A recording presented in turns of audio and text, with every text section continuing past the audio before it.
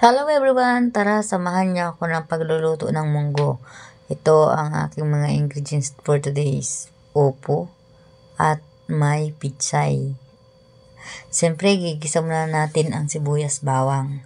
At isusunod nga pala diyan natin ang luya.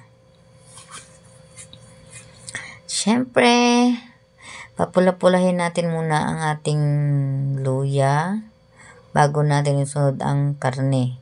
Ilang piraso lang nga pala itong buto-buto ang nilalagay ko kasi talagang ang niyan, pampalasa lang talaga yan para sa akin yung buto-buto kasi ang mahalaga is may munggo at may upo. Nilagay ko nga pala po ang upo kasi luto naman na po ang munggo. Kaya sinunod ko na to. Ayan na, nilagyan ko na rin pala to ng magic sarap at nilagyan ko na rin ng asin.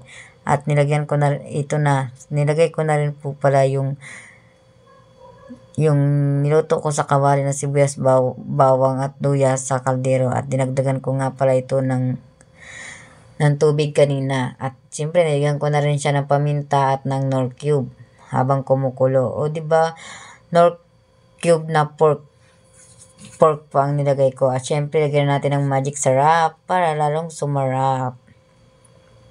Ay na nga, inalo-halo natin at tikman natin guys. At syempre, last natin ilalagay ang ating pitsay.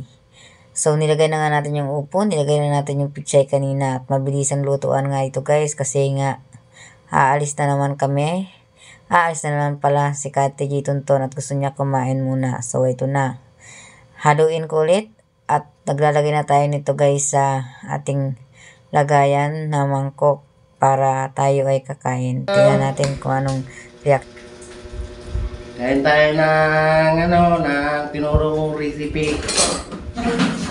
Kung paano magluto ng munggo. May yan.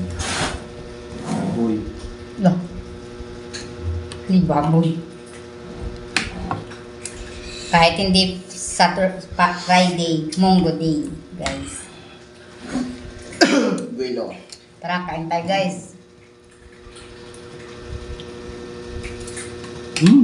Ingat.